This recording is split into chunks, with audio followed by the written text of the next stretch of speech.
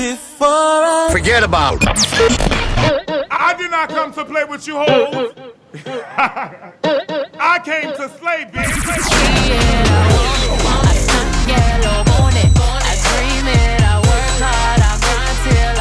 Listen, I'm the baddest in the school, the baddest in the game. Excuse me, honey. You know what? Y'all must have forgot. Hi. Hi, ladies. Hey, Serene. Nah, this is weird. Okay. Well, welcome to another episode of Before I Forget via quarantine / COVID. Yeah. I'm Serene. In and case I'm you guys Lydia. didn't know what we look like. Yeah, we have to reintroduce ourselves since we've been That's gone right. for. I said 3 years the other day, but I was corrected. It was actually 2 years. It's been 2 years? Yeah, since 2008. No, 2018. Oh, wow. Yeah, sorry. Yeah, 2018. So where have we been, Lydia? Tell the people. Well, I mean, we've been working. We got new jobs. We've been dealing with life. I feel like we needed time to step away from the podcast because the last time we recorded, it was a little strange, I guess. Yeah, I feel like we need to setup. regroup. Yes. Yeah. There's only two of us now. But I think we addressed this the last time we recorded, but still. Yeah, life just you got guys were crazy. like freaking out, and yeah. We still gave you guys episodes, just the two of us, and then we were just like over it. Honestly, like I feel like I don't even remember what was going on at this time. I feel like it was just a lot of changes for me. And podcasting I think is like another job in a way. Like we have to coordinate our schedules to meet. We have to find topics and kind of prep for an episode, and it's a lot when you already have a whole life and then like you want to pile like something else on top of it and make sure that it's quality content on top of that. So I think that was definitely a struggle, but I feel like with everything that's been going on, I know me personally, I'm like, I need to say stuff. I want to speak to people. Like I have opinions that I want to say, and I was like, this is a perfect time to bring back Before I Forget. So here we are. In the middle of a quarantine. In the middle of quarantine. I can't lie, I went to a bar this week. I went to a rooftop bar. What? No, honestly, me and Bede went out on last Saturday once everything opened up. Well, once Philly went to Yellowface, we sat outside and ate at a brewery. But like, I don't know. It's so weird to me. Was it weird when you went to the bar? Yeah, I went to Attico on Broad Street. Yeah. So like having to wear a mask to get into the elevator, but then like our server was wearing a mask. But like when you sit down at the table, you don't have to. And then just like going out and putting makeup on and then like putting a mask on, like it's just weird. Yeah. I don't know how to do makeup anymore. Legit. Like I've been going to work every day. Yeah. I've been going to work for the most part every day, so I feel like nothing has really changed much for me besides like that I just don't have anywhere else to go but work. Like I haven't been in a Marshalls in months, which is crazy. I go to Marshalls or Home Goods like every Sunday. Oh God. Yeah. But I think I'm gonna go to Delaware to go to the mall today because I need to go to Sephora. Yeah, so. I don't know. I feel like it's always funny to talk to people who like about their COVID experiences because like you said, you've been still going to work and I've been working from home for almost 100 days now. And I mean, we both started new jobs around the same time or new positions. I started a new job, you got a promotion. And like, I was only a month in at my new job. So I tell everybody now, I'm like, I literally worked more time at home than I did at my actual job, which is so weird to me. Yeah. Are they saying that you're going to go back into the office anytime soon? No. They're like saying July, but it's been like pushed back each time. And the last week when we had our staff meeting, they said that they were trying to alternate schedules. So like some people would come Monday, Wednesday, and some people would come Tuesday, Thursday, and then Friday would just be like if you absolutely need to. But like I have everything I need at home, so honestly, I don't think I ever have to go back to the job. Seriously, I can work from home once a week, but I just sit at home and don't do anything. Like I'm not productive at home at all. I think the type of work that I do is just easier for me to go into the office, like to be in property management, and like I need a scanner and a printer, and I don't even have a fucking table. Like my apartment is so small. Like I'm sitting at like a breakfast bar and I'm uncomfortable as fuck already. We've only been like 20 minutes. Seriously, that was like the biggest transition for me, is because I had no desk in my apartment, I have no table, I don't even have a breakfast bin. So I was like working from my bed. Right, exactly. Like, lay in bed all day. And then I was just like, no, I can't do this. Like this is not working. I had to buy a desk and a chair. Now I have like a home office.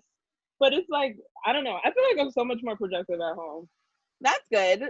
I feel like at home I don't get as many interruptions, but like it's so hard for me to if half of what I do is administrative, but the other half of it is like, you know, managing a team, being on top of people, like walking my property and seeing what's going on and like meeting with residents. So, and none of my residents fucking care that it's a fucking pandemic.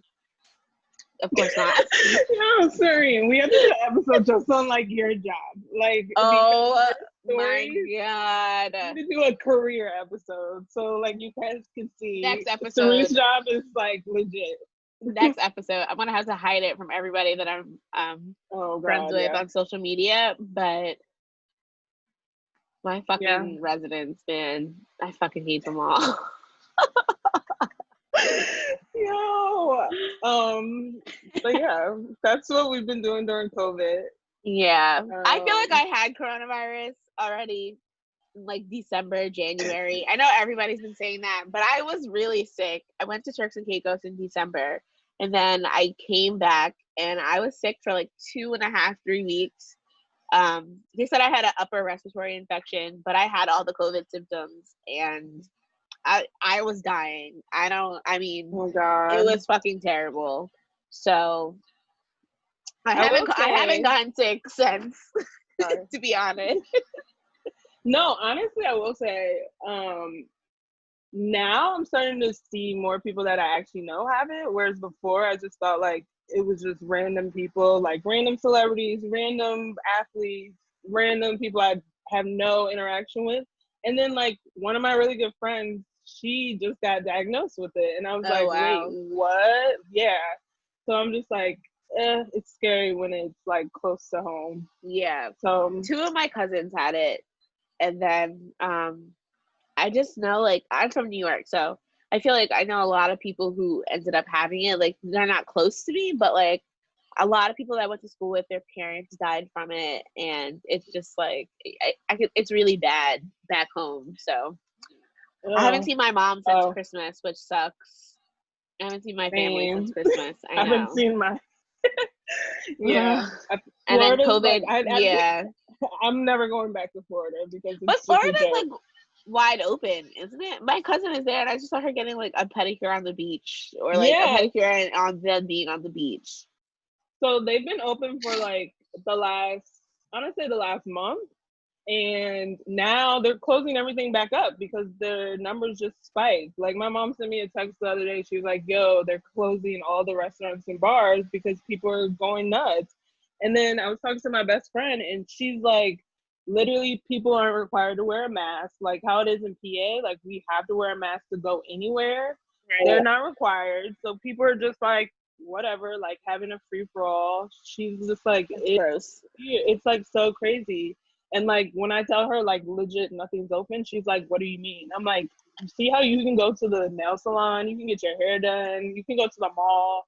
I'm still like trying to go to the liquor store. Like, I don't understand. I just went to the beauty supply store yesterday for the first time, and they only let 5 people in at a time on a Friday night. You know how fucking terrible that is at a beauty supply store when it hasn't been open for 3 months? I probably was waiting for like almost 30 minutes to go inside. Oh no, yeah. Yeah, so it's fucking terrible. But I don't know. I think it's gonna be a long time before COVID is over, if it's ever over. I hate wearing the mask. Yeah, I can't breathe. Going out wasn't ever. that different, to be honest, except like going in and going out and like the little amount of people. And now they have like you could only be in the restaurant this amount of time. Oh, really? Like minimum, yeah. So like they told us like we have 90 minutes, and that was it. Oh, yeah. And then they have to like, so it's like a lot of times when the server is like, all right, like last call at your table. Yeah. And you're like, wait, you're kicking me out, but they can now. Which is something I feel like I Oh my always wanted God. to do when I was a server. I would have loved to be able to be like, all right, your time's up. You gotta go. You gotta go. Sorry. Oh my God, that's so crazy. No, like they didn't Yeah. time us when we went, but maybe it's because we were sitting outside and it was like No, yeah, we were sitting marketplace. outside. Maybe, I don't Yeah. know. Not everywhere. That's is doing it, crazy. Oh Yeah. man. but yeah. Wow. This is different times. So yeah. And then in the midst of all of COVID and Corona, we had George Floyd and Yeah. Breonna Taylor and Ahmaud Yeah, Arbery, Aubrey. Yeah. which And so many more. after yeah, that. honestly, so many more. But I feel like those are the three that were like lit the world on fire, kind of. Really? And it's been like a crazy. And then Amy Cooper, we forgot about that. I hate that we say Amy Cooper, and we should talk about Christian Karen. Karen. I deal with Karens all day, every day. Oh man. Yeah, let's talk about him first. So when was that? May 27th? It was Memorial Day weekend. I honestly, Right? everything's running together now. I know. It So we definitely had was Christian like Cooper. between Ahmad and between Brianna was before all of that, but Yeah. Ahmad, Well, Ahmad was in February, and then we found out in May. yeah. And then So Breonna when we Taylor found happened that in video, March. Mhm. then the Christian Cooper video came out. Yes. Which was, I mean, I feel like everyone now has already seen the video. yeah, I struggled watching the Ahmaud Arbery video. The Christian Cooper video, I was just like, this lady. Yeah. But I went into like wring her fucking neck. And then Breonna Taylor, there is no video. Yeah. And then George Floyd, which was That. I still Yeah. haven't seen the video. I've just seen like still shots of the cop on like kneeling on him. I haven't seen the actual video, which I can't bring myself to watch. But yeah. I've seen that like not the whole 8 minutes and 46 seconds. I've seen probably like 2 minutes of it. And that's all I could do. Like I was bawling crying when I was watching it. It was probably one of the worst things. It was one of the worst things that I've ever seen. Right up there with like the Philando Castile video. I don't know if you've ever seen Yeah. that video, but that's one of the I worst think- things I've ever seen. I think I did. I can't remember. Honestly, Yeah. like, well, let me back up. I just want to talk about like how people or social media in general has been using people on social media have been using their platform to advocate and tell stories about the Black people that they clearly don't show on the news. And I feel like that is somewhat traumatizing. And I keep saying that, like, I wish people would stop posting it, and I get it. Like, we need to share these stories, but sometimes it's just like, I can't. Yeah. And No, I get that's it. why, like, a lot of these videos I haven't seen just because I'm trying not to. Yeah. And it's like, how can you be informed or be aware without actually re-traumatizing yourself in the process? And be supportive, because obviously we're both Black. We want to support this, and yeah. I don't know. I don't know how you feel about that. I mean, so it's, of course, they're traumatizing videos and they're hard to watch. And I think it's good that social media at least has the disclaimer, or I don't know if you've seen it, but I've seen it, of like, before you click to watch something, it'll be grayed out and it'll say this is sensitive content or whatever. Mhm. However, if you're watching the news, if you're, They've been sharing screenshots of it. Like, they've been showing the videos on the news. They show the Ahmaud Arbery video. They show the George Floyd video. And I think in this country where we obviously live two separate lives, white people and Black people, even though we have to assimilate into white culture every day. Mm-hmm. But I think that white people kind of have this opportunity to turn the blinders on when you don't show those videos. And it's the same thing that happened with Selma all those years ago, where it's like, nobody, the only reason, I'm not gonna say the only reason why we got the voting rights or those things passed, but that horrified the country so much that they finally saw police brutality because they televised what police officers were doing to protesters with dogs and fire hoses and all that craziness. And that was the thing, right? And then so America was like, oh my God, like, I can't believe this is what the police are doing. And then now, what was it, 6 days later, we had like the voting rights act. So it's like, showing those videos, I see why people show them, because you want to raise awareness, and sometimes that's the only way to get somebody's attention, is to show that. I think it also, you have to get permission from the family, which is hard because you want it to be about the family, but you also know that sometimes things happen and it's much bigger than that one person and what happened.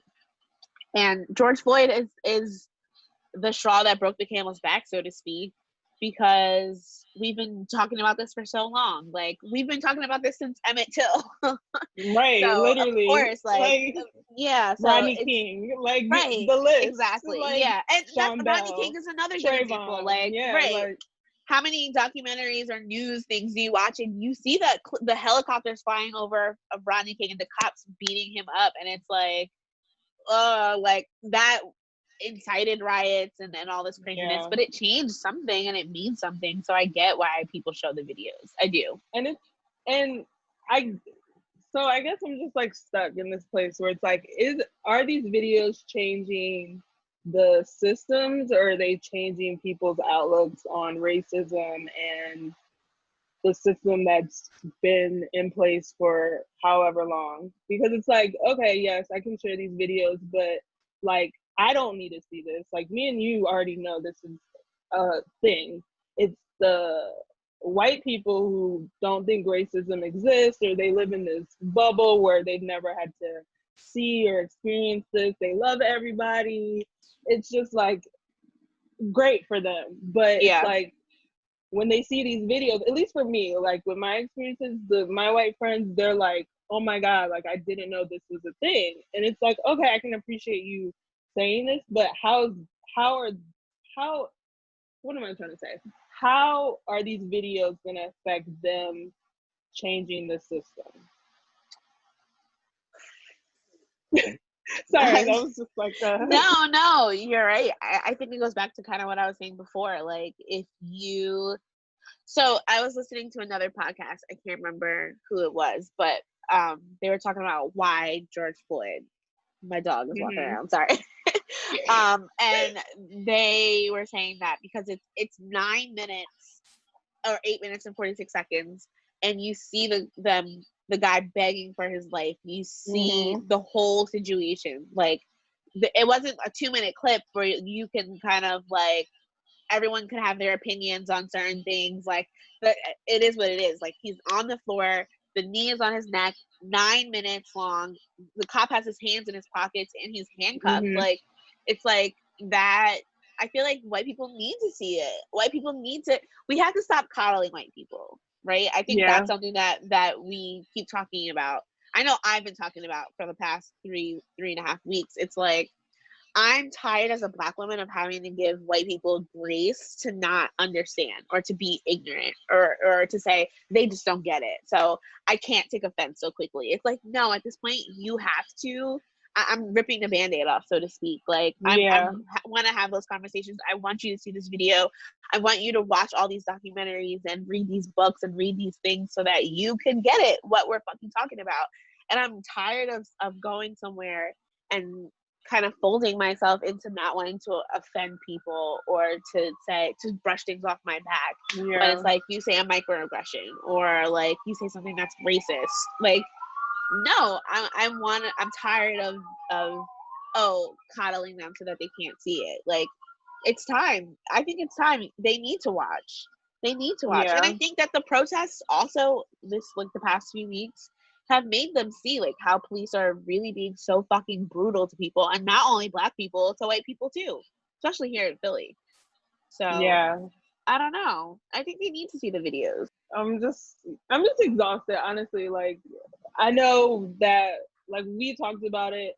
Those like last 2 weeks were just like draining emotionally, spiritually, like Yeah. just mentally, like everything. Like, I know with my job, like, and we can even talk about that, like the support of our jobs and like what that looks like, because I know for me, I'm going from a space where it was minorities to going to a space where I'm like one of 3 people in my department, and my Okay. supervisor's white, and just feeling like, okay, do I have this space to talk about this stuff? Am I able to say, like, again, I'm only 30 days in, or what, like 40 days in at this point, and it's like, do I have the space to say, like, I'm fucking mad?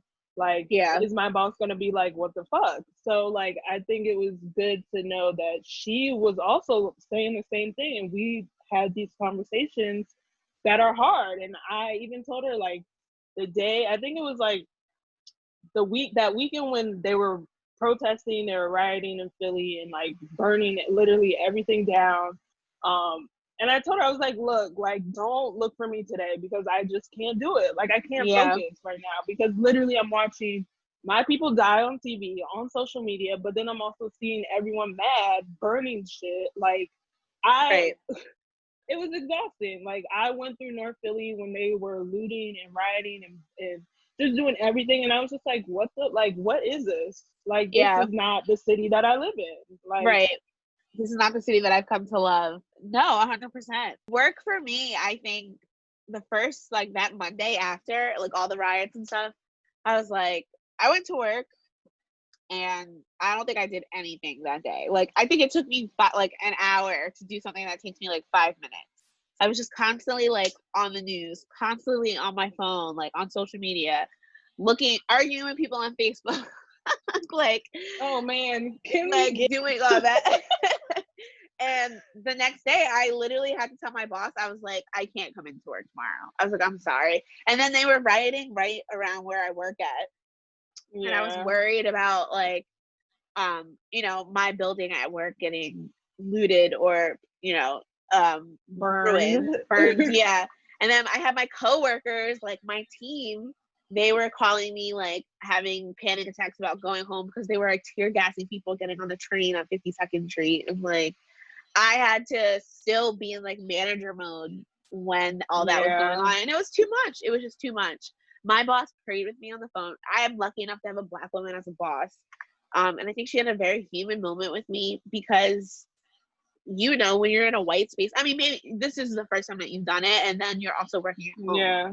So I think it's probably a little bit of a different experience for you. But like when you work in a white space, I feel like you kind of think that you have to like put like a mask on before you go into work. And I feel like we're so used to that. So her having like a human moment with me was like, okay, great. And I took the next day off, and then I actually had to get an emergency Zoom call for it, but they let everybody go home early afterwards because they were just like, we know that it's a lot and we're struggling. So that was important. I feel like jobs this time around had to acknowledge it. Like, everybody was sending those emails. Everybody was saying, like, this is not okay. Like, my mom works for Verizon, and she said that there was like a huge call with the CEO and everything. So it was like, I feel like people had to acknowledge it this time. If you didn't, then you work in a very shitty workplace. And that's what I was gonna say. Like, going back to even with COVID and even this, like, seeing how your workplaces and seeing how these companies and organizations respond to these tragedies is just eye-opening. And I feel like if your job is not in support of Black lives, if they're not in support of making sure that your health and your safety is top priority, then you don't need to work there. Like, yeah, 100%. I'm sure that everybody right now is probably like really, like, I know me, I'm happy to at least be working because I know a lot of people who lost their jobs. But I'm sure that when things in the economy like start turning around, that's going to be a huge thing that people really take into consideration when they're looking for new jobs, or they job want interviews, to, right, like, job that should interviews be the and things like that. question. Yeah, 100%. I mean, I was an essential worker. Oh, I know. Listen. I know people who are essential workers, and I think about it all the time. Like, you know, like, people aren't giving them, like, the essential workers like you, like my boyfriend, like, they're not giving those people the props. Like, all you see is like the nurses or the grocery store workers, which I get it. Like, you guys are frontline, but there's a lot of people who are still going to work that they don't talk about. Yeah. And it's like, you have to be considerate, which goes back to people not being considerate and being selfish and wanting to have parties and wanting to go to the beach and not wear a mask and cough Right. on people at the store. Like, stuff like that is just like, what's wrong with you? Yeah, a lot of people, like, I know at my, like, being in property management, like, they feel like they're at home, so they don't have to wear a mask. Like, just like how you and I are wearing masks right now. Yeah. Like, if I lived in a building and I, like, you know, went to go pick up the mail, I probably wouldn't wear a mask either, like, to be honest with you. And I mean, I would think about it, Yeah. but that's what it's like. Like, people have that I'm at home mentality. So they're coming downstairs to get their mail. They're coming to pick up their food delivery in the lobby. And then they're stopping in my office. And I want to be like, no, where's your mask at? Where's your mask? Oh, No, and then, I get it. Trust and like me. our offices are supposed to be closed. You're supposed to like schedule an appointment with me. People would just come and pull on my door. I'm like, yo, they don't give a fuck. People don't give a fuck. People are selfish as fuck. Yeah. That's People one really thing are. that I've experienced through this whole thing, is that people are selfish as fuck, and it's really hard to think about somebody else for a lot of people. Which is just like crazy. Like, yeah, that whole concept of like people not thinking about other people is just like wild to me. Yeah, which I feel like also shows during this whole Black Lives Matter white allyship thing, where it's like, our allyship thing, where it's like, you are really seeing people who just like can't step out of thinking about themselves and what they experience every day. And it's like, I feel like you're really getting to know who people really are at their core throughout this. Like, it's weird. Trust me, I know. I've had to unfollow so many people that I never thought I would have to, unfriend people. Yeah. I'm just like, even like the whole, like, if you're silent right now, that's enough for me. If you didn't even post a black square, you got deleted. Like, that was the easiest thing you could have ever done. Yeah. And you sat there and you showed me pictures of you at the beach or at your friend's brunch. Like, I don't care. Right. And oh yeah. I just, like, that's the stuff that irks me. It's because, like, literally you see all of this stuff, and even if you want to jump on the wave, like, you don't give a fuck about Black lives, and you posted that little black square, cool. But sooner or later it's gonna come out that That you was don't the give a bare fuck. minimum. Like, if you couldn't do the bare minimum, like, okay, let's talk about this white allyship, because I feel like you and I both have a lot of white friends. Like, we grew up predominantly white areas. My boyfriend's white, so I obviously know like white people through him. Did you lose any friends during this? Did you have any like conversations that stick out in your mind that are like, I can't believe I'm fucking talking to this person about this right now? I think indirectly. So I told you about my coworker's daughter. She posted, so if people don't know, we live in Philly. There's a ton of people, but the one section of Philly where it's mostly Italians. South Philly, I worked down there for a really long time. You live down there, so like, I live here. Right? Yeah. And not funny, but so my coworker's daughter, who's Italian, they're both Italian. She posted something that basically said, "I'm not white. I'm Italian. I love everybody. I don't see color." And I have a like post on her page, and it was almost like surprising to me because her little brother uses nigga. Her little brother posts his black friends on social media, which I had to unfollow him because it was starting to be like, yo, is like my coworker, like their mom, I know she's not like this. So why are your kids like this? And I had to unfollow him because he would post nigga, his black friends. And then when all that stuff was going on, when people were rioting, he posted a picture of Trump talking about this is my country. So yeah, you got deleted because what does that even mean? So then her daughter does the same thing. And I'm just like, I can't believe that she's raising kids like this. Like, I'm just baffled because, like I told her daughter, I've never experienced any type of racism, hate towards their mom. I've known their mom and their family for 10 years. I've been given love and respect, just like I give her love and respect. So I'm just surprised that you guys would do this whole, I'm Italian, I'm not white. Italians are also have been, what is it she said? Italians have been hung and oh my god, laws. I gotta go. I have to go. Like, what? Wait, no, Serene. Did I tell you how she was like, yeah, they created RICO law because of us? I'm like, I know black people who are locked up for RICO, so I don't understand I know white people, black people think like. And I was just like, you can't sit here and tell me as a white looking person that you don't think that you have the privilege to sit here and correct the people who are racist in your life, the family members who say the N-word, like people who talk shit about black people. You're telling me that that's not your responsibility because Italians were persecuted and hung and they know what it means to be unjustly locked up? Like, what? Yeah. So, First of all, I don't understand why people don't understand the difference between race and ethnicity and nationality. Please, like, I don't get why the them. fuck it's such a fucking hard thing for people to understand. Like, y'all bitches know y'all not black, right? But my thing is, this is the easiest thing. When you apply for a job, right? What do you check? You check white. You don't put other Italian. They don't give a fuck about that. It's white, black, Asian, Hispanic. Like Native American. That's a good. I'm just gonna be like, so what do you put on a job application when they ask your race? That's everybody. When the people say they're not white, ask them what they applied for. What they and if you put Italian, you probably don't fucking get hired because they're probably like, this person's a fucking idiot. Yeah, imagine me writing down like Nigerian or Cherokee. Yes. What the fuck? Like what? Oh man. So yeah, that goes for everybody. Black, white, Spanish. So I think my experience with all of this.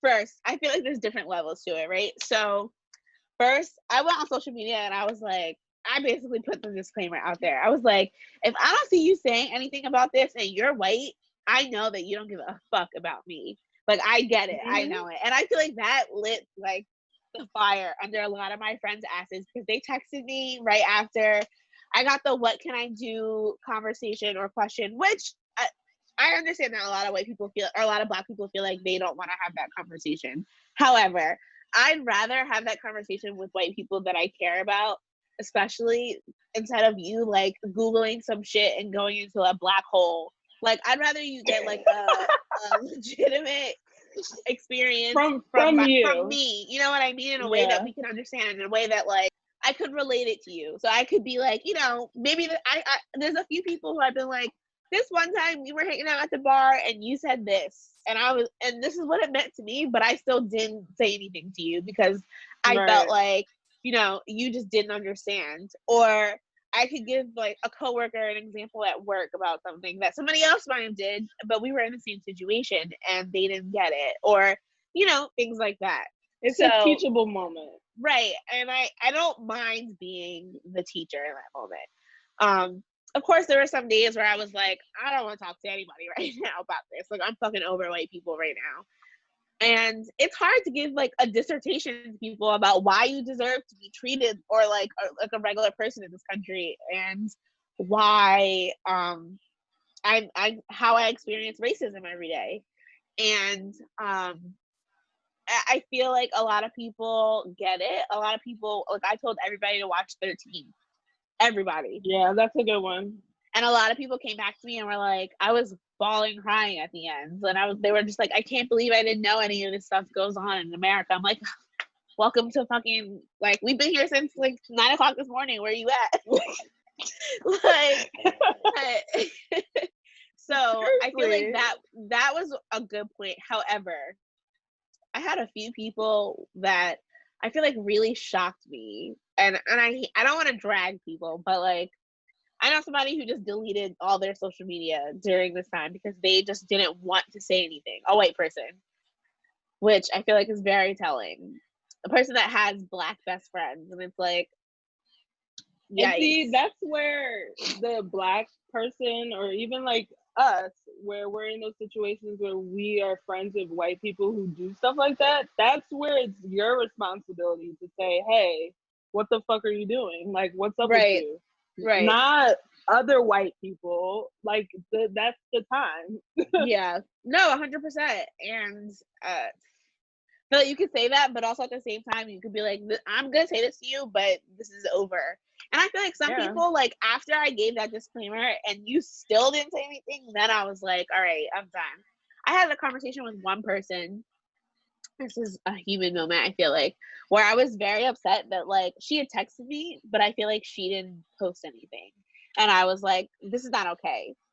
And I think I was in a moment of like rage, kind of, because it was right after I had heard the story about somebody deleting their social media, and I'm just like, it's time for white people to step up, like, and I feel Yeah. like I came at her in a way that probably was upsetting to her, and that I know was upsetting to her, but I didn't want it to be like that. I really wanted it to be a teachable moment, and I ended up like going and talking to her and her husband, and um I feel like I apologized for how I came off, but I still didn't apologize for what I said.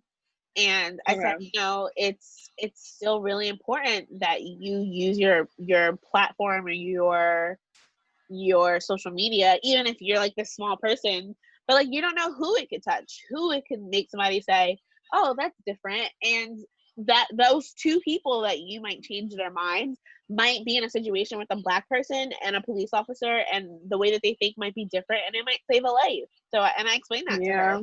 and we just had like a really open conversation, and I feel like it was really good to do that and to have that conversation.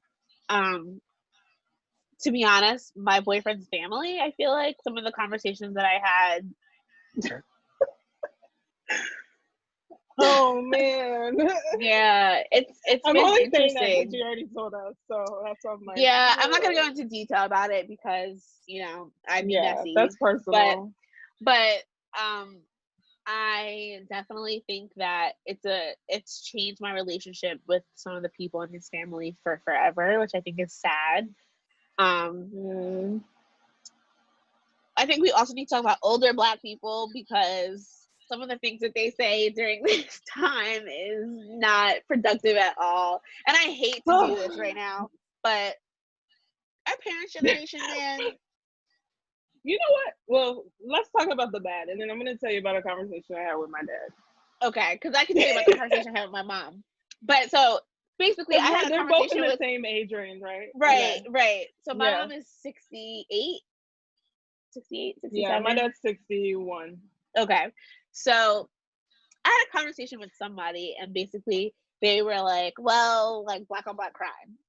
That was basically how the conversation went. And I basically broke down. Right, I exactly. know. Right. And I had the conversation with them because they were older. And I felt like I really needed to break down, you know, the details of why Black on Black crime is a myth, and what factors go into poverty and redlining, and literally from like the Yeah. beginning of time. And I feel like she still didn't get it. And then when I went and told my mom about that, my mom was just kind of like, well, like, you have to give grace because people are older and they're set in their ways. And I was like, no, fuck that. Like, I don't think that that's okay. My mom was like, of course she's Yeah. wrong, but like, you have to give grace. And I said, aren't you tired of giving grace to white people about their ignorance on certain things? Like, it's literally killing us. Literally. And I feel like my mom was just kind of like, yeah, I understand. But like, and I'm like, no. And I'm tired of them using the wrong statistics. They keep posting the same little picture with Black on Black crime and how the numbers are just so out of this world. Like, where did y'all get these? Like, they're not right. Like, where Candace do you look- Owens. That's where they got them from. Candace like, fucking Owens. it literally is like, these numbers are skewed. Like, I don't understand. Don't even get me started. But no, the older generation, or like at least the ones that I know, they are all posting the same thing. Like, they don't agree with what we're doing, and they don't agree with like the looting, which I'm not condoning looting at all, but like I think you kind of said earlier, like the rioting, the protesting, clearly that's gonna start some type of change, right? Like, we've Right. already seen, like, they've, at least in Philly, like, they've taken down some prominent figures around the city. They've defunded, or not defunded, but like they've taken a lot of money away from $33 the million. department. Yeah, so it's like it's starting, right? It started movement, the rioting, the protests, the looting, the burning shit. Like, I don't think that we would have got anywhere if people weren't taking drastic measures, right? Right. So the conversation I had with my dad, so both our parents are part of that baby boomer generation. A lot of their parents and grandparents were a part of the civil rights movement, right? And they basically profited from what their grandparents and parents did, right? They were able to go to desegregated schools, and all these laws were created, right? Right. So my dad basically was saying, because I was expressing how frustrated I was with what's going on, and he was like, you know what? My generation fit.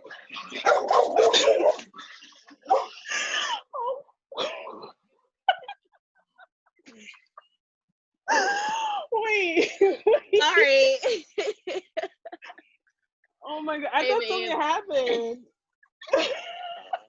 No, that's what Emma does every time Jamie comes in the house if I'm home. She barks like that. She warns him. My mom is It's home. fine. Don't do this.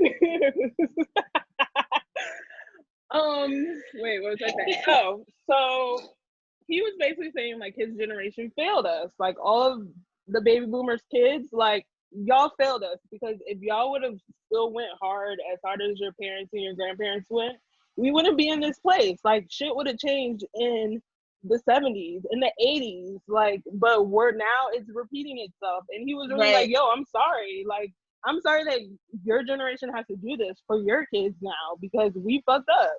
And I was like, wait, wow, this is What? the first time I heard. Yeah. It was like first time I heard someone say something that really meant something. Like, yeah, I'm glad you can recognize, like, all the stuff that your parents and grandparents did literally went to the trash, because we're right back where they started.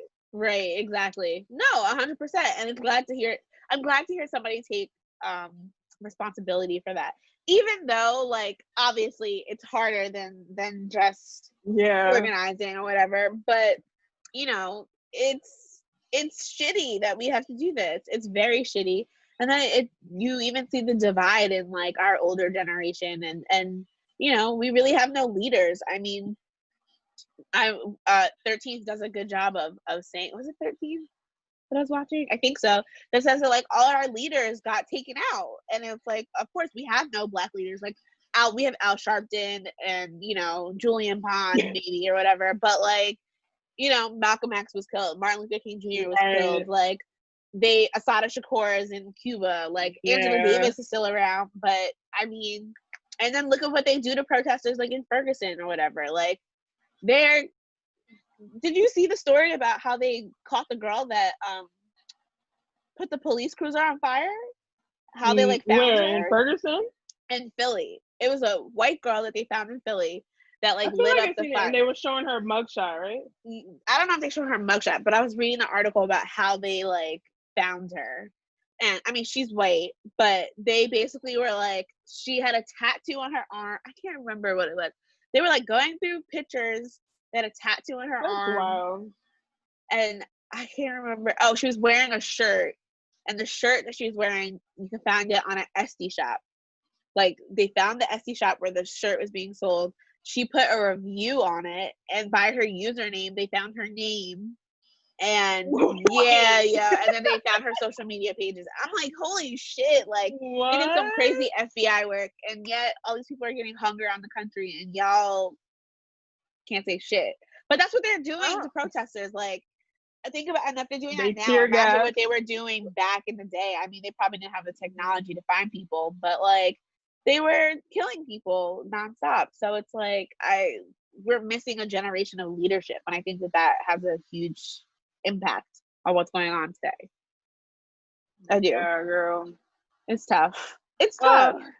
it's only gonna keep going, which I don't want it to stop. Like, keep going. Like, honestly, y'all can burn this Yeah. whole country down, and I'll be perfectly fine. Like, I mean, Yeah. like, I think the I calls don't know to what to defund do. police are a good idea. I don't know how effective that's actually going to be, but I'm excited to see. I don't know. We have to see how what. It sounds scary, but have you seen like that? They've been posting this whole Camden was defunded and they were able to still, but it's also like I don't think half of the people who posted that have seen what Camden looks like in its current state. So Right. Yeah. I think it's a little different, and I'm scared to see what that would do to Philadelphia. Just because obviously it's two different cities on two different scales, but they're so close to in proximity that it's like you literally go over the bridge and Camden looks like a war zone. A war just hit. Yeah. Like, but also there's a lot of parts of Camden that don't look like that. And I think that is, I mean, imagine if the funds went back into Camden or went into Philadelphia. I mean, these $33 million that they just took from the police budget.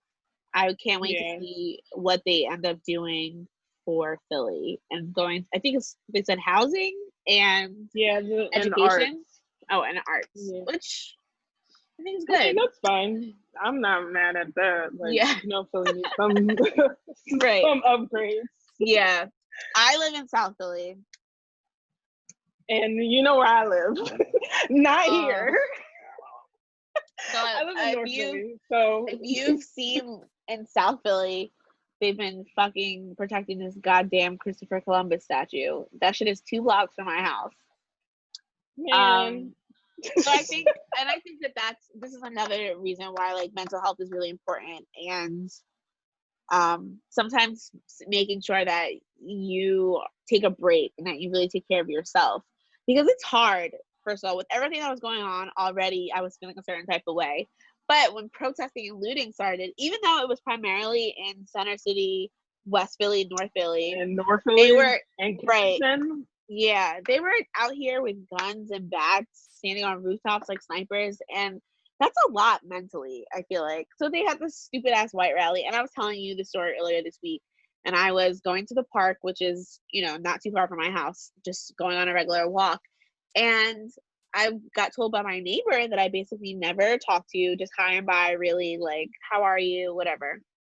She calls me over, she introduces herself to me, and it was 2 white ladies, and they basically told me that I shouldn't be out by myself because I'm the only Black person down here. And like they pointed out somebody who was just out looking for trouble, like here in South Philly, and they were sitting. I live above a business. Ooh, I have to speak.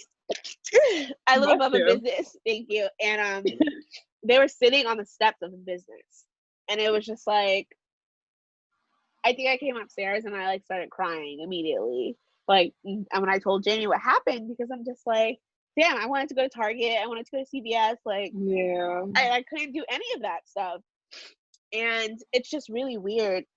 Oh, sorry. I would never think that in 2020 that I would have to be told by white neighbors to stay in my house because my life might possibly be in danger. Like, that's really crazy. And I appreciate them doing that to me. They didn't have to say anything, to be honest. They could have just like, especially since we don't really talk, but it's just fucked up. Like, it's really fucked up, and the world is in a really fucked up place. And I'm ready for change. Of course, I don't want to see things ruined and the city taken down. I don't want to see people lose their jobs. I don't want to see cops lose some. I have members of my family that are in law enforcement, and I do think that they're good people. My uncle was in the NYPD for years. Like, I have cousins that are in the military, and I think that they're unfortunately caught up in a system that needs a complete overhaul. or they unfortunately work in a system that needs a complete overhaul. Yeah. And I think that if you're not out there actively breaking down the system the way that it is now, then you're just gonna get caught up in the weeds. And that sucks to say to people that I feel like I love and that I want, you know, to have livelihoods and everything, but it's bigger than them. It's bigger than me. It's bigger than George Floyd even. It's stuff that needs to change. And I don't want to have these conversations with my kids. You know what I mean? Like, and I have half a little bit of relief because the person that I think I'm gonna make kids with is white. But still, like, if my kids aren't white passing, like, or I have nephews, I have a brother, I have a dad, and I still worry about them and what their lives are going to be like. And I know that it's bigger than me, and it's bigger than my half-white children or half-black. You know what I mean? Like, we need to get it together. Something needs to change. I don't know what it is exactly, but something needs to change. My parents never really had the conversation that we're going to have with our kids. My parents never had. Like, they never had to, right? And even I think it was early on or later on when I went to like high school where I really had to get these conversations that were fulfilling, that were like motivating to know like, hey, being Black is okay. Being Black is beautiful. You should love your Blackness, your culture. Where it's like now when your kids come out, you're going to have to start telling them like, this is what you do if the cops pull you over. Like, this is what you do if you're going to the store and the cops see you. Did you see that video? The cops, there was a group of kids, they were probably like 13, 14, they were cutting through like an apartment complex to go to the store on the other side, but there was like a little walkway and the cops pulled their guns out on them. And like, I think it was in Georgia, people were driving their cars, they got out, they pulled out their phones, they were like, yo, what the fuck, these are kids, like, they're going to the store, like, you can see the store right there, like, what are you doing? And the cop was like, I'm scared. And it's like, these are 13, 14-year-old boys. Like, what? Like, what? Yeah. And I was so, like, happy to see, like, us coming together and being like, yo, like, stop. Because if no one saw that or if no one stopped, the cops would have just locked them up. Like, they all had their hands up. It was just like, what the fuck? Like, so a 13-year-old, you can't send your kid to the store, right? Yeah. Like, I mean, I like, my parents had those conversations with me. And I feel like I had them in ways where, like I was talking to one of my cousins about this, where it's like, we grew up in predominantly white areas, right? So like, we went to Catholic school. I was one of 5 Black kids in my class. Like, so we experienced racism in ways that we didn't even realize at that point. It wasn't blatant. So we don't get like the blatant racism where it's like the KKK is running around with hoods trying to hang us up from trees, but we get racism and microaggressions, you know what I mean? Or just like how teachers speak to us or how teachers treat us versus other kids and things like that. So my parents, oh my God, my parents always had those conversations with me. Like, I remember I wanted to be an actress for a little bit, and like my parents had to sit me down and be like, listen, if you want to be an actress, fine, but we need you to know that it's going to be an uphill battle for you because you're a Black woman. That like, it's white men, white women, Black men, Black women. They were just like, if that's really what you want to do, we want you to be equipped with all the education that you need to do the right thing. And they were like, you're going to be less paid. There's not going to be as many goals for you. Like, I remember teachers telling me that like the white boys in my class don't like girls like me, and like, you know, just those microaggressions and things like that. And I think a part of dealing with this and being a woman already, but being a Black woman is like, you, as the older that you get, you start to realize what situations that you were in and how fucked up they really were.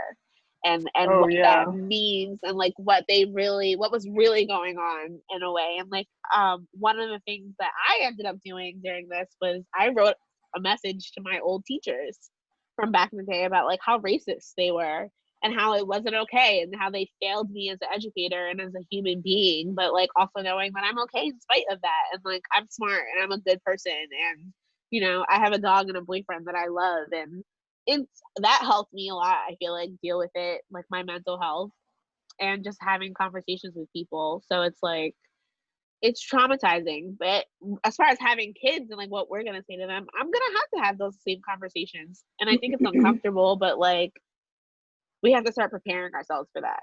And it sucks. It really sucks. Because it's like white families aren't having these conversations, right? White families aren't telling their kids like don't be racist. They're telling them to love all people.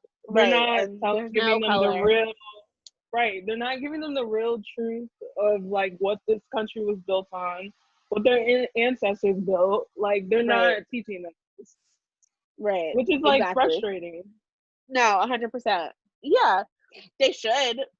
I feel like they should. And maybe this will enlighten people in the future. Like, I'm hoping that this isn't like a social media fire for like a month, maybe 2 months, and then white people are going to go back to their regular lives. I really hope that like my white friends, like the stuff that I see them posting, the stuff that I see them saying, like, I really hope that they take that and they move it into everyday life, because that's what's really important, right? Like, you could be posting what you want all day, every day. You can share all the Instagram stories. You can put up all the Facebook statuses. You can argue with all the racists you want on social media.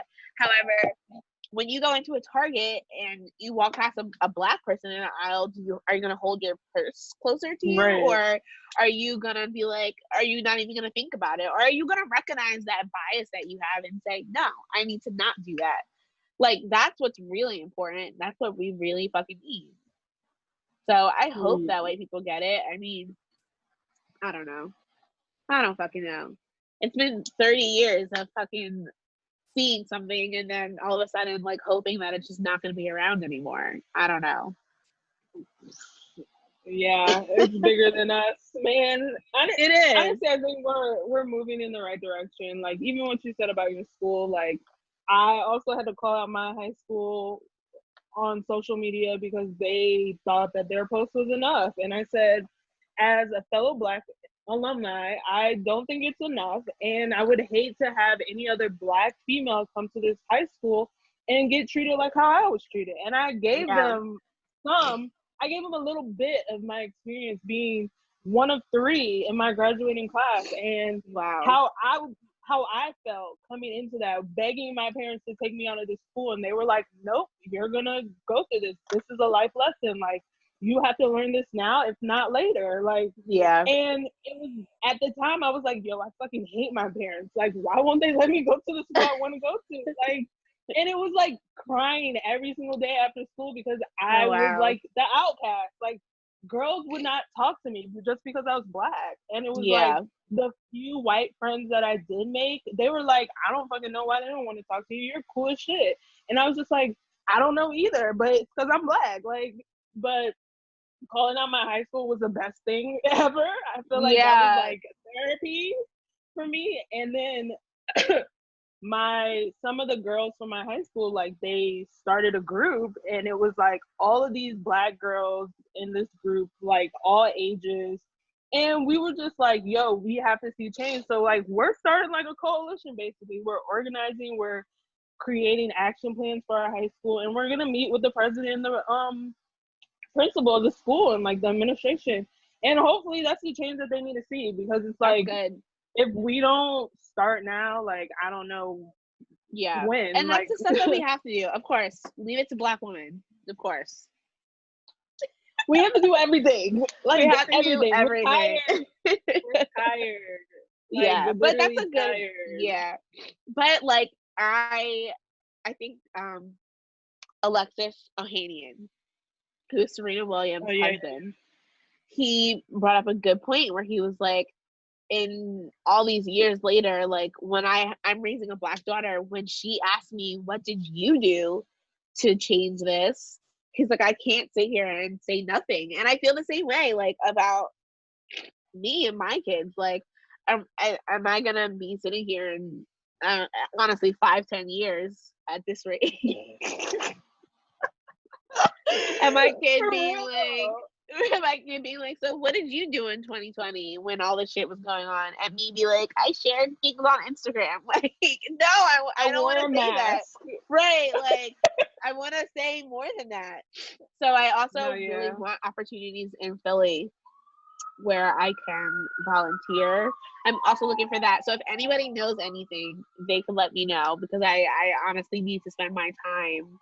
I feel like I was really active before I went to college, and then now like I'm kind of just like, I just want to sit and be like regular normal person. It's so hard. Right. But I hard. want to do more now. So if anybody knows anything, let me definitely. know. Okay, moving on from that. What else do you want to talk about? I guess our mental health, how we're doing, what we're doing. Yeah, what are you I doing, mean- Teal? How are you handling this? Well, honestly, it started with COVID. Like, you know, like back when COVID started, I was working from home. I was like, what can I do? I feel like I'm being very lazy and not productive. And I started reading, which I started reading before COVID. Like, once I started my new job, I was like, yo, I work at the library. Why am I not reading books? But so reading, running, walking, just being active. I definitely feel like giving ourselves, especially me, I know it's hard, giving myself grace and understanding, and like not beating myself up if, like, say I don't run today, or I don't eat something that's healthy, or I don't know, lay in bed all day. Like, being okay with that's okay. Like, Yeah. I don't know if that makes sense. Like, just listening to Being my okay body, with being able to like have a supportive system, whether it's friends, family, coworkers. I also think it's important to talk to other people that you don't normally talk to. So I've been trying consciously to like message people that I know are always support systems for other people or for their families. So like, I know my one coworker, she's always supporting like multiple people, and I don't think people normally check in on her. So like, I've been checking in on her every week, like, hey, like checking in, like, how are you doing, 1 to 10, like, how do you feel this week? And like, even like people I know like may not be Black, but they're struggling because they're a cop, or they used to be a cop, or they have biracial kids, or like people who are in those places where it's like, I know people aren't checking on you, right? Because you shouldn't feel any type of way. So like those people, I think that's important. No, definitely. I think for me, I was also, when Corona started, I couldn't go to the gym anymore, so I was also running. That has definitely stopped since. Everything's been going on. Area, like, not. Yeah, like, especially when I started again this week, and then my neighbors pulled me aside and said that, I was like, all right, let me stay my ass in the house, because I was going out in the morning, and there wouldn't be anybody else in the park, to be honest with you. And I was just like, you know what? I'm gonna just take a week off and let things cool down. And they covered the statue up. So I think that things might like be better, maybe starting tomorrow. I'll go back out there. But what else have I been doing? I think I've been saving a lot of money. I think that one thing about COVID, which I think also added to the Black Lives Matter, George Floyd conversation this time, is that our lives have basically stopped as they are normal, right? So like, we're not going every day to get our nails done. We can't go to the mall. We can't go to happy hour with our friends. So we've literally all just been sitting in the house. Like, if you're listening to what you've been doing, we're like, I'm paying attention to the news or to social media, because that's the only thing that's going on. So it's like, I definitely think that taking a step back from social media, like I deactivated my Facebook this week. Your Facebook is different. Yeah, because why is see it? You. My thing is off. I think like my social media was crazy. People were arguing with me on Facebook about everything. No, your Facebook was like, you have different people on your Facebook. Oh my God. I don't know why. I had to deactivate it. I've been saving a lot of money. Yeah. I've been really working and researching on buying a house. Yeah. And my credit. What else? I've started a new job, so that's definitely, or a new position. So it's definitely been keeping me busy AF. And I'm taking up a little bit of some arts and crafts / Yeah, what are you doing? soon come. Oh, okay. Soon come. It's like arts and crafts. I'm like, what are you doing? Like color by number? No, I've been like creating some stuff. I'll debut it maybe next week, maybe next episode if we record next week. Okay. So that's it. Like, just really being okay with like having a lazy Saturday where I don't do anything and I just get high and watch TV all day. Like, that's it. Sometimes I need it, especially because I haven't had the break that everybody else has had because I go to work every day still. Like, I go to work, I still deal with everything. Like, people are still assholes, or even more of an asshole when all this shit is going on.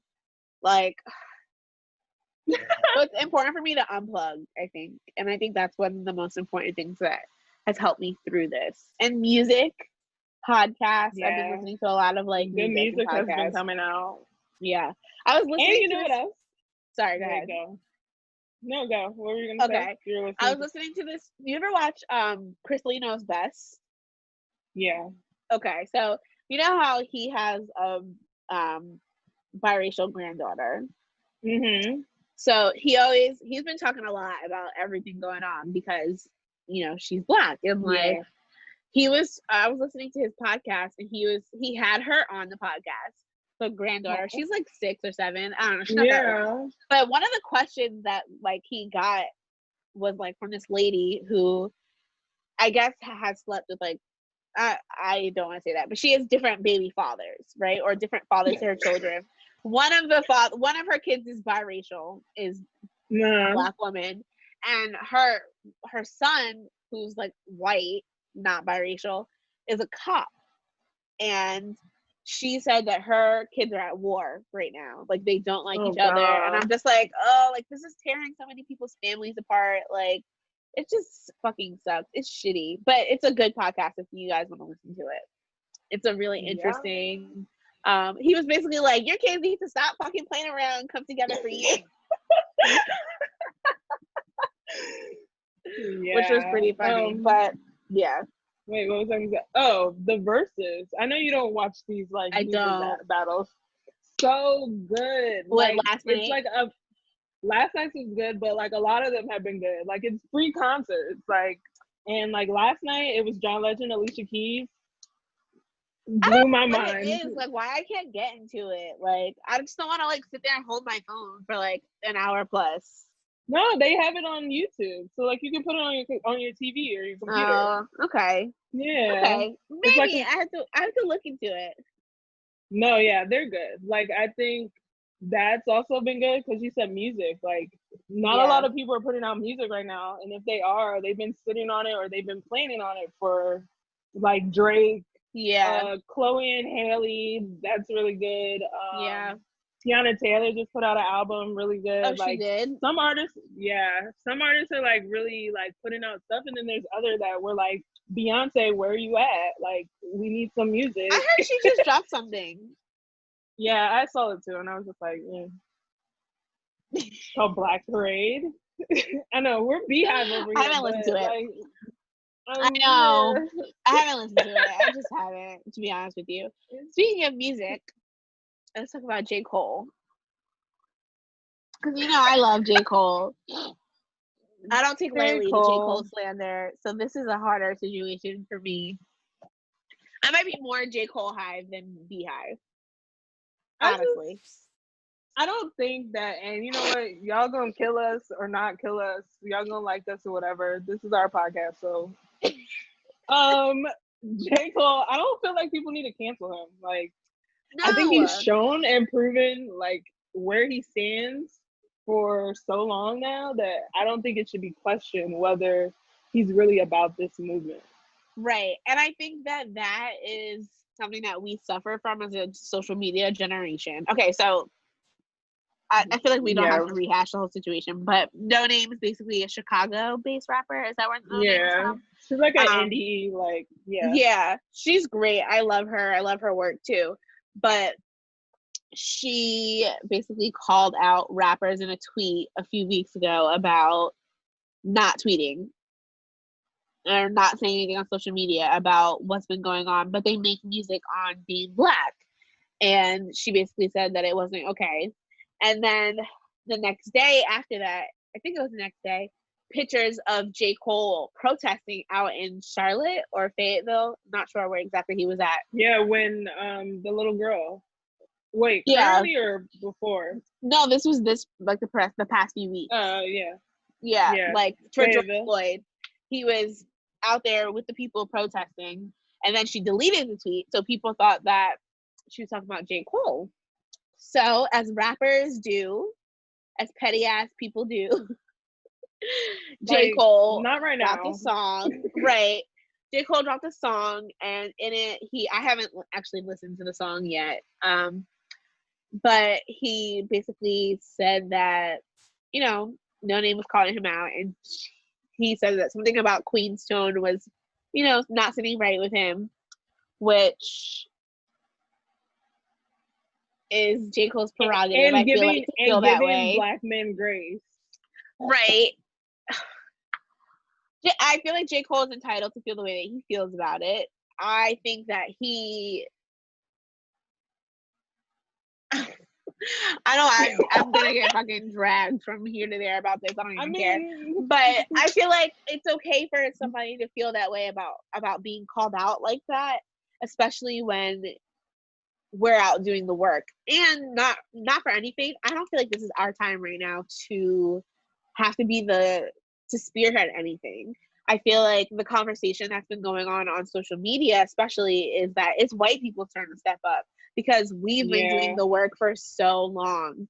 But I think that in this generation that we're in, we get so comfortable with being like, I didn't see anything in your Instagram story today about social media, about George Floyd, or I don't see anything about systemic racism, when in reality, these are the people who have the resources, the platforms, the fan base, the team behind the scenes that could really do the most work, which I think is what, like, we were talking about, like Jay-Z, for example. Me, myself, I think I'm so happy that Kanye was quiet, but here he is setting up funds and paying for funerals and stuff like that for these people's children and family members and taking care of the expenses. And it's like, I had to eat my words because I'm still happy that Kanye was quiet. I don't care what nobody has to say. We all are, honestly. Right, but like sometimes it needs to be more about the action than the words, which not even sometimes, all the time, in my opinion. Yeah. And I have that for my friendships, for my relationship, like for just how I am at work every day. Like, is that not how we go through life? Like, right. Words mean more. I mean, actions are more than words. So, however, I think J. Cole's timing was really wrong. I think this week, with all the Black women that have been getting killed, or the videos that have been going around with them getting hit in the face with skateboards, or and getting thrown in dumpsters and stuff like that, to put out a song this week where it was like, you were criticizing a Black woman for calling you out, is, even though she had no right to, but he didn't read the room.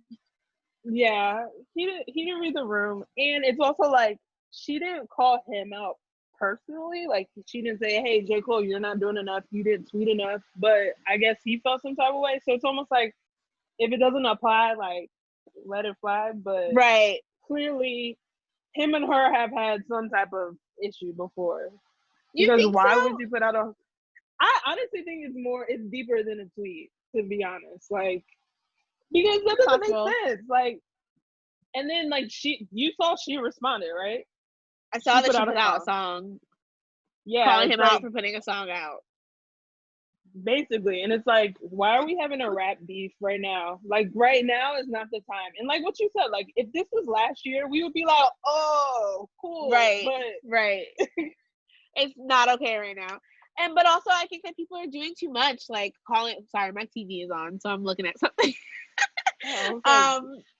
So I think people are calling out J. Cole and saying he's misogynistic, and he's like no, sorry guys. Y'all are reaching. I disagree. Y'all are reaching. Y'all are reaching. Like, way too much. Way too much. Like, And honestly, like I was telling you, like I listened to the full song because they were just playing that one clip where he told her to check her tone, and everyone was like, "Ooh," running with it. And the rest of the song, I feel like it makes sense. Like so many of our Dr. Umars and No Names and our woke, Who? Doctor woke, Who? our woke. Fuck him forever, okay? Fuck Wait, Umar Johnson like for forever. I wish I could fucking see him on the street in Philadelphia. he would never. People would he would never. But it's like those are those woke people who think they know everything, and you aren't giving people room to grow or learn or fuck up. Like, okay, maybe J. Cole didn't have the words to tweet, but instead you pointed the finger and say you're not doing enough. When he's marching, he wrote a whole song about a girl who was killed. Like, what more do you want him to do? And J. Cole has always given props donated- to Black women and to Black people in general. Like, always. Like, what? And not for Like, I nothing, don't- like, I'm sure there's a lot of your fucking, these little YBN, young rich nigga, like, all these fucking little young thug, like, I'm sure the none of little- these motherfuckers said anything. Like, what did Future say? What does I Future don't know. ever say besides anything misogynistic and fucking terrible? Like, and you're gonna call out J. Cole? And it's like, okay, even if you're not calling out J. Cole, right? Let's go back to what the tweet said. Your whole catalog is about Black Lives Matter. Who? That's only J. Cole, freaking Kendrick. Who else? I would say Jay-Z a little bit. Jay-Z, like, Yeah. I'm just like, who? I feel like you're don't know. probably only talking about she could, and this is just speculation, but she could have only really been talking about 4 rappers, and it's Kendrick, Yeah. who I don't J. think has Cole. Kendrick, J. Cole, yes, Jay-Z. Damn, maybe not the 4th. Who's the 4th person? I said Chance. I don't know. Chance the Rapper? But him and No Name are friends. So I don't think, like, they're both from Chicago. It's possible, Chance. I feel like Chance raps about not Black things though that much. Or he could. I'm not really that familiar with Chance the Rapper. After he did his, like, come to Jesus and he stopped doing drugs, he kind of, like, went to, like, the gospel and, like, I don't know, Okay. uplifting. Yeah. So, I mean, maybe, but, like, J. Cole and Kendrick are, like, the only 2 real, like, and Right. Jay-Z, like, recently, right? Because before, Yeah. he wasn't really talking about, like, police brutality and stuff. But now, Yeah. I don't know. So maybe that's why J. Cole's like, yo, you talking about me? Because literally it's only me and another, like, Right. rapper. Right. And I feel like that's just like misplaced anger at this point. And it's like, But- what are you doing? Like, what but is No Name may- doing other than tweeting? She could be doing other things. I don't know. I honestly don't know. I feel like none of us should call anybody out except unless that's the only power we have is social media or is to bring awareness to people. But also, like, I mean, I don't know. I haven't been protesting. I'm fucking terrified to go Me out there. neither. I'm The cops scared. in Philly were fucking bugging the fuck out day one. There was people, Yeah. white vigilantes walking around here with bats and guns. Like, and I appreciate the people that did go out. But on top of that, it's also COVID, and I'm going to work every day, and I haven't been able to see my mom in 6 months. Like, And it's it's like, just so I many want- layers. Right, exactly. But like, I would feel a certain type of way if somebody called me out for that. And I'd be like, well, fuck you. Like, I do everything that I can. And I'm also a Black woman. Like, I do this shit all day, every day. Like, Every day. Like, that's more But- than enough. yeah, I just wasn't okay with that. How I didn't listen to the song. I know people are gonna be like, drag me. I still think you should listen to Black women. I think I can also say that it's okay if you don't always agree with Black women and some of the things we say. We don't need to all agree on certain things. Sorry, Yeah. not sorry. I mean, oh well. And I like If you're No Name. I mad. love No Name and I love J. Cole. And to say that J. Cole had more heat for her than he did anybody else, that's definitely not true. Because J. Cole has a No. whole catalog No of songs of reason. him coming at other people. He wrote a whole song about the little rappers, the Yeah. new rappers. Like what? I can't. Yes, Y'all seriously. reach too much. And that day when they was really canceling J. Cole, I was like, y'all are really annoying today. Like, just go I'm away. still not canceling J. Cole. Sorry. We have to give each other the grace to learn and do better. We give it to white people all the time. Why can't we give it to each other? And I think it was also on top of the fact, like you said, like everyone was doing this whole Black Women Matter and like love Black women all week long, and then J. Cole Right. tells her to like be quiet, basically. But And Black y'all women was do like, matter, though. no, yeah, we do. I'm not saying you don't, but you know, this All world right. Well, I think is that. fucking annoying. So one thing that we do want to do is use our platform and share Black businesses, Black friends, Black family. So Lydia, do you want to go first? Sure. I was gonna say. I gotta bring up the So Instagram page. since I've been reading a lot, reading is very fundamental, like for my life. Like I grew up on reading. My dad's an avid reader. He sends me books in the mail. Like, Oh, that's good. and like now's the time. I feel like for both Black and white people, like if you don't know something, educate yourself. Like I can't stress this more. Like don't rely on a meme. Don't rely on your Facebook friends. Don't rely on your Black friends to tell you about history, right? Like books are accessible. Like you can still buy books today. So Yes. I have a Black-owned bookstore in Philly called Harriet's Bookstore. It's in Fishtown on Girard. They are shipping books. They're really fast.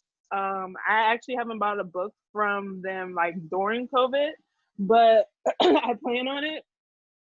And yeah, they have a really cool Instagram page. They are also doing a book sale, like a sidewalk sale. I've seen them do like little pop-up shops. And it's owned by a Black woman. So support Black women and Black businesses. Do you have her socials? Yeah. 'Cause It's I think I follow her on social media too. Harriet_bookshop. Yes. Oh, I don't follow her, but I think I like her on it's on 258 East Girard Avenue in Philadelphia. Yeah.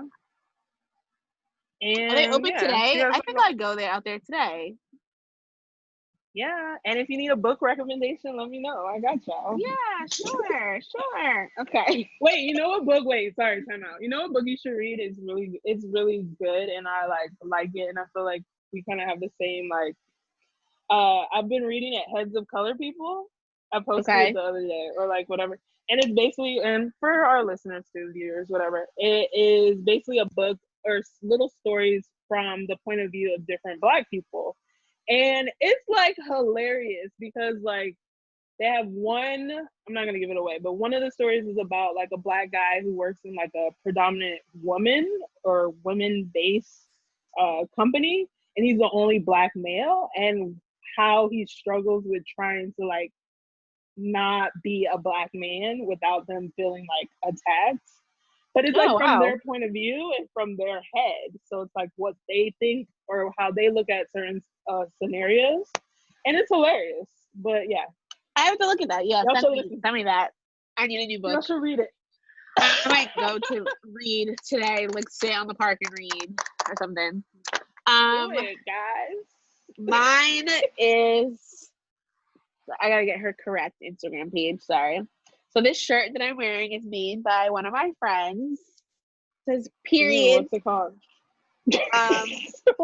Why would you do it like that? I like how it has the enunciation. Like right. It's like and it says, I can't see it from this way, but it says when one has proven their point. Oh, okay, go ahead. You can read it. No, wait. When one has proven their point and is no longer interested in discussing the matters any further. Example, Black Lives Matter, period. So this is done by my friend Kiara. Her Instagram page is Social Soiree by Kiara. I don't know if you know how like Instagram, you know when you watch YouTube and they do this? Yes. This is her Instagram page. She does a lot more than t-shirts. Social Soiree? Yes. Oh, soiree. Soiree. Sorry. By Kiara. I Wait, shared I'm it trying on to my follow her. Instagram page. She does t-shirts. She does glasses, like when you have parties. She Ooh. does masks. She's making masks right now. She does tumblers. She does cozies. Look, she made these Ooh. really cute Forever 31 buttons. Ooh, she has shot glasses. Yes. So she ships really quickly. I ordered Oh this wait, on Saturday. masks.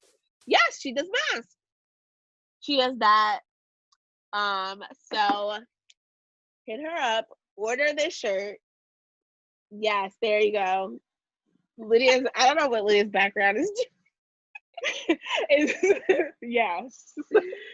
So But yeah, I think that's what we're gonna try to do every episode is like give a shout out to Black owned businesses yeah. because now's the time. Like if you didn't do it before, come on.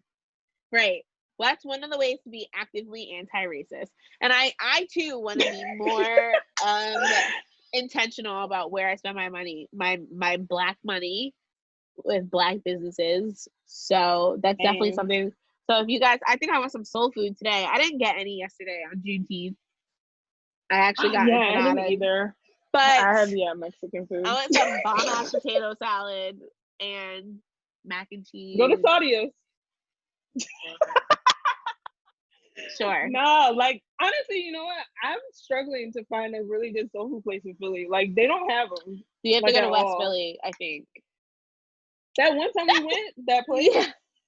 Yeah, that's like the only place. But they have a truck in South Philly, but it's just not always open. Ooh, maybe I'll do that today. You know, I'm in the uptown now. I'm not going down to South Philly. I can't believe that in North Philly they don't have any good soul food. Saudia's. Oh, and Dwight. That's about it. Have you been to Dwight? I haven't been to It's Sod on either. Germantown and Erie. That sounds far as fuck. It's by Serena. It's by that Dominican salon. Didn't you used to go to that one over there? Maria's up there. Yeah. It's like right. It's on the same block. Okay, maybe Those I'll are do the that only two today. places. Oh, or no, that's not soul food. Sid Booker. Okay. That's the shrimp place. Fried shrimp. I've done Booker's. Yeah. Okay. Well, maybe I'll find a place today. We'll see. Yeah. But I think that's it. Do you have anything else that you want to say? No, I How long think was we've this? done it all.